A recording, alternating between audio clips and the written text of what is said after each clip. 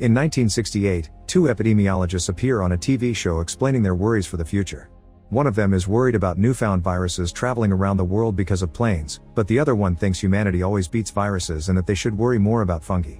Right now fungi don't sound like a big deal because they're only capable of controlling animals, but if climate change keeps affecting the temperature of our planet, fungi could evolve to the point where they could control humans as well. Unfortunately, neither the host nor the other epidemiologist takes him seriously. In 2003, Sarah begins her day making breakfast as a birthday present for her father Joel, and her uncle Tommy joins them as well. While they eat, they hear on the radio that there have been some disturbances in Indonesia. Before leaving for school, Sarah secretly searches Joel's drawers to take his broken watch and some money to fix it, although she can't help but be curious about a knife her dad has hidden as well. When their family leaves the house, they find their neighbor Danny taking care of his Nana, who lives in a catatonic state in her wheelchair. Danny tells them they haven't visited in a while, so Joel makes up an excuse about being busy but promises Sarah will come by later. Later after class, Sarah goes downtown to get Joel's watch fixed. While the clocksmith is working on the watch, his wife suddenly shows up looking quite scared and closes the shop 4 hours later. The clocksmith doesn't understand what's going on, but he hurries to finish his work so Sarah can leave. Afterward, Sarah visits her neighbors, and Danny's wife Connie shares some cookies while Sarah pets the dog Mercy. Sarah comments that she saw lots of police and trouble on the road on her way here, but Connie hasn't heard anything on the news. The house has a big DVD collection and Sarah is so busy browsing it that she doesn't notice Nana having a strange kind of seizure even if she isn't supposed to be able to move. Sarah chooses one of the movies to borrow, and on her way out, she notices Mercy staring at Nana curiously. When she goes home, Sarah notices a bunch of army planes flying really low over the town. Later she hears on TV that there has been a rash of violent incidents across the city, but the police blame it on a new illegal upper hitting the streets. The TV is quickly turned off when Joel comes home and Sarah gives him the fixed clock as a birthday present. The movie she borrowed from Connie is also one of Joel's favorites, so they decide to watch it together as part of the birthday celebration, although Sarah falls asleep. Out of a sudden, Tommy calls Joel to ask him to bail him out of jail. He got arrested when he was in a bar and some guy suddenly went crazy, starting a fight for no apparent reason. Joel puts Sarah in bed and leaves in his truck. 3 hours later, Sarah wakes up when she hears lots of noises outside, helicopters, screaming, and general disturbances.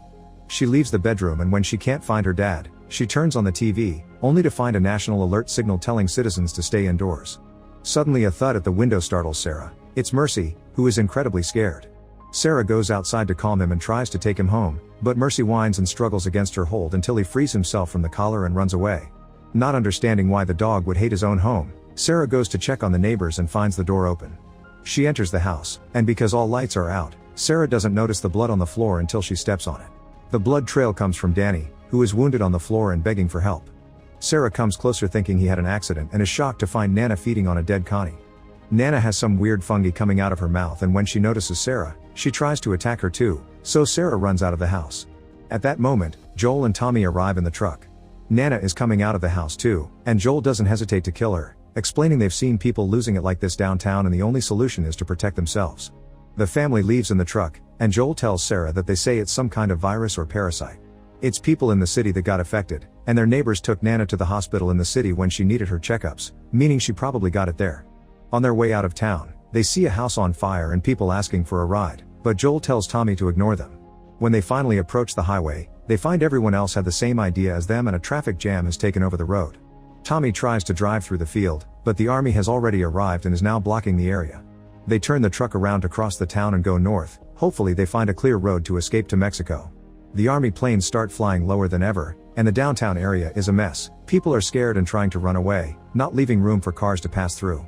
Tommy tries to go back, but the truck is now surrounded, and to make matters worse the army is here to drop a bomb. The truck is hit by the explosion and the family gets knocked out for a few seconds. When Sarah wakes up, she finds her ankle is hurt, and Joel has to carefully help her out of the truck. At that moment, a car crashes against the truck and starts a fire, blocking the alley where Tommy had been standing. The brothers agree to meet outside town and Joel picks up Sarah to go faster, making his way through the streets that are now filled with infected people feeding on the innocent.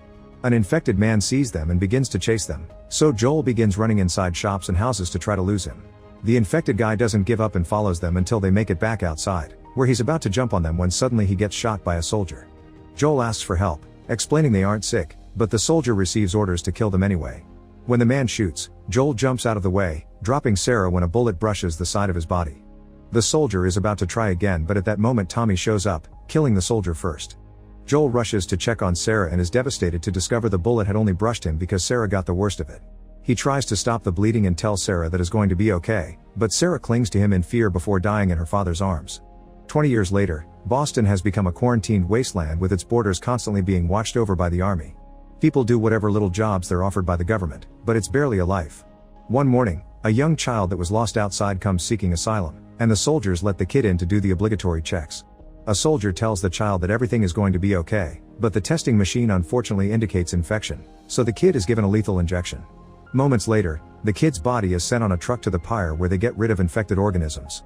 Joel works here sometimes, and after so long he isn't disturbed by the fact he has to throw young bodies into the fire. He often asks for other jobs like street sweeping or whatever will get him paid, but in secret, he's also working as a smuggler. One afternoon, he attends the public punishment of a group of people that tried to enter the quarantine zone without authorization. There he finds a soldier that buys illegal uppers from him, paying with money but also cigarettes. The soldier also informs him he's finally found a vehicle he can sell to Joel, and they agree to do the transaction in a few days when the soldiers that can be bribed will be guarding. For now, the soldier advises him to stay home at night because a resistance movement known as the Fireflies is causing lots of disturbances, and the guards will shoot on sight without checking your identity first. The truck the soldier can get his hands on won't have a battery, so Joel's friend Tess is negotiating with a dealer to acquire one. In fact, she already paid to get one, but the dealer sold the battery to someone else yet spent her money anyway. The dealer's bodyguards mistakenly beat Tess up when she came to demand answers, and now the dealer doesn't want to let her go because he's afraid of Joel and what he'll do to his reputation. Their conversation is suddenly interrupted by an explosion outside that blows up the wall and hits everyone inside. When Tess finally looks up, the dealer is gone, thus she takes the chance to leave the building through the hole in the wall, discovering someone had set the bomb on an army truck. Tess tries to get away as the alarm tells the citizens to clear the area, but as soon as she turns around the corner, she discovers the Fireflies and the army are shooting at each other in the middle of the streets. With her hands up, Tess asks the army for help, swearing she isn't a Firefly, but she gets arrested anyway. Meanwhile, in the Fireflies' hideout, Ellie hears all the disturbances outside while being chained to a heater, which has been her situation for weeks now. She told the Fireflies that her name is Veronica, and whenever a doctor comes to check she's still healthy, Ellie meets them with sass, tired of having to do the same tests every day without being given any explanations. In the afternoon, Joel goes to see a friend that has a whole radio set up and people pay him to send messages to the outside world. Joel offers the cigarettes the soldier gave him in exchange for news about Tommy, who escaped to Wyoming years ago. They haven't heard from him in 3 weeks, which is unusual for him, and today there isn't any news either. Joel gets tired of waiting and asks for the location of the Wyoming tower. His friend gives it to him but also points out this is a bad idea because the open country is full of dangers, like the infected and also slavers. When Joel goes home, he retrieves all the tools he's been hiding under his floor for his eventual escape and begins preparing a plan on the map to reach the Wyoming tower. He also gets drunk, and it's revealed then that his watch is broken again, but he continues to wear it to remember his daughter. Eventually he falls asleep, and when Tess finally comes home, she just joins him instead of waking him up. The next morning, Joel notices Tess' wounds and she tells him what happened with the dealer. Joel gets furious because he's desperate for that battery in order to look for Tommy, so Tess promises him they'll find out who bought the battery and get it back by force. In the meantime, in the Fireflies' hideout, leader Marlene is being questioned by her followers. They want freedom and democracy as much as she does, but they don't understand why they have to play guards for a random girl chained in a room and why they keep blowing up meaningless army targets, which is causing them to lose people. Marlene explains the targets weren't random, they're keeping the army distracted and away from their hideout because tonight, they're leaving for good in order to take Ellie west to the radio tower in Salem.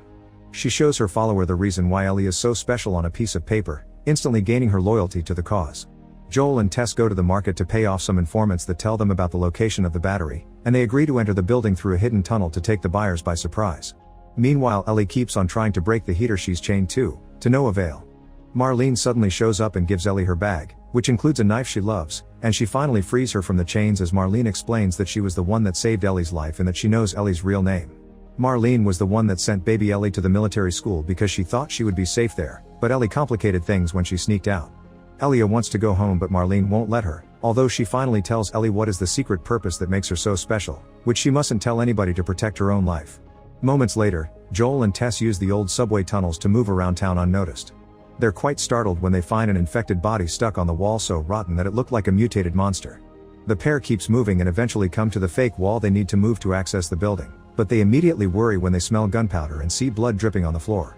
When they finally enter the corridor, they find the dealer and his men dead. It turns out the battery is busted and they were killed for the scam. Suddenly they hear some noises coming from another room, and when Joel goes to check, he's attacked by Ellie, who he quickly pushes away. Joel keeps Ellie's knife under his foot and ignores her when she asks for it, instead concentrating on Marlene and her follower, Who are the ones that tried to buy the battery first? Joel accuses Marlene of being the one that turned Tommy against him, but Marlene doesn't have time for an argument and explains they need to get Ellie out of the quarantine zone tonight. Since she and her friend are hurt, they can't do it anymore, and Marlene wants Joel to do it instead since he's a smuggler. There's a team of fireflies waiting at the old state house, and Marlene promises they'll pay Joel with all the supplies he wants if he takes Ellie there without a scratch. Joel and Tess discuss things and accept the deal, but Ellie doesn't like it and Marlene has to convince her it's their only option. Ellie gets her knife back and grabs her bag before leaving with Joel and Tess. They need to wait for the night to fall, so for now they'll stay at Joel's place. While looking around the apartment, Ellie finds a book about billboard hits with a note inside that indicates some sort of smuggling code.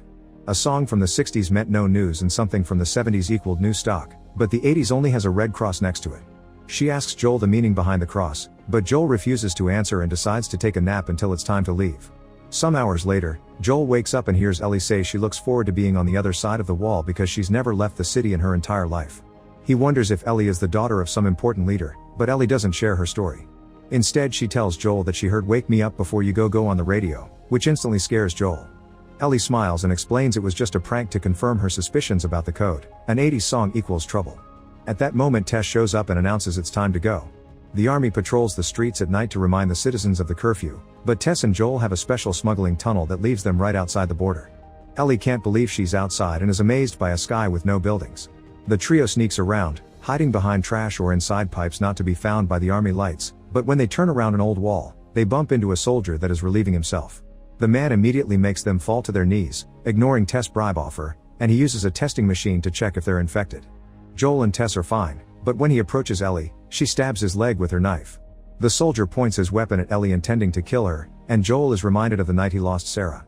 Triggered by the memory, Joel jumps on the soldier and beats him up until he's dead while Ellie watches. Tess picks up the soldier's testing machine and is shocked to discover Ellie is infected, showing it to Joel with fear in her voice. Ellie immediately jumps in to show the marks on her arm that prove she's had the infection for days but it hasn't spread, meaning she's immune and she won't turn. They can hear the army coming closer, so they decide to leave this discussion for later and escape through a hole in the fence, finally leaving the city behind for good. Meanwhile in Joel's apartment, the radio starts playing the 80s hit "Never Let Me Down Again." Make sure to subscribe and turn on notifications so you can watch more videos like this. Thanks for watching.